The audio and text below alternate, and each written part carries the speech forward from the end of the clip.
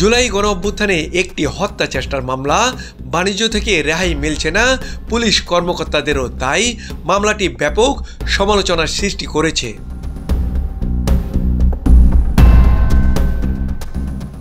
রাজধানী খিলগাঁও থানায় এই মামলার আসামি ছিলেন আইন ও সালিশ কেন্দ্রের চেয়ারপারসন ও সুপ্রিম কোর্টের আইনজীবী জেরাই খান পান্না। পরে ব্যাপক সমালোচনার মুখে পড়ে তার নাম প্রত্যাহার করেন বাদী।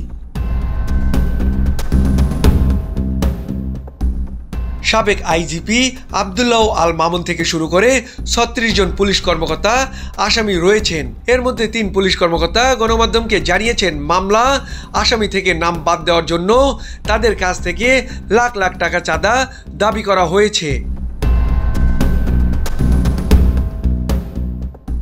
শুধু এই ঘটনা নয়, রাজধানী আদাবর থানায় মামলা বাণিজ্য ও আসামিদের হয়রানির কারণে শাহিন পারভেজ নামে এক সাব ইন্সপেক্টরকে প্রত্যাহার করা হয়েছে।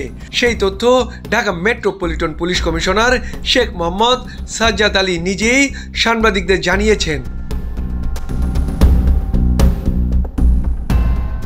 গত ১৭ অক্টোবর খিলগাঁও থানায় মোহাম্মদ বাকের নামে এক ব্যক্তি তার ছেলে আহাদুল ইসলামকে হত্যার চেষ্টা মামলা করেন। মামলাটিতে ১৮০ জন আসামির মধ্যে ১ নম্বরে আছেন সাবেক সেতুমন্ত্রী ওবায়দুল কাদের, এছাড়া সাবেক স্বরাষ্ট্রমন্ত্রী আসাদুজ্জামান খান কামাল, জনপ্রশাসন মন্ত্রী ফরহাদ হোসেন, সাবেক এমপি সাবের হোসেন চৌধুরী সহ আওয়ামী লীগের অনেক নেতাকর্মীকে আসামি করা হয়েছে। তাছাড়া সাবেক IGP Abdullah Al Mamun, DMP commissioner Habibur Rahman, DB প্রধান হারুনুর রশিদ সহ ৩৬ জন পুলিশ কর্মকর্তাকে আসামি করা হয়েছে।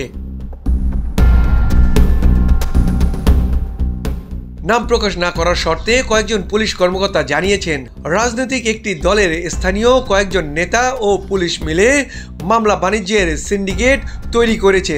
তারা ইন্সপেক্টরদের কাছ থেকে ২ লাখ, সাব ইন্সপেক্টরদের কাছ থেকে ১ লাখ এবং এসআইদের কাছ থেকে ৫০,০০০ টাকা করে চাঁদা দাবি করেছে। টাকা না দিলে তাদের হত্যা মামলার আসামি করার হুমকিও দেওয়া হয়েছে। মোয়াজ্জেম হোসেন, চলমান বিশ্ব।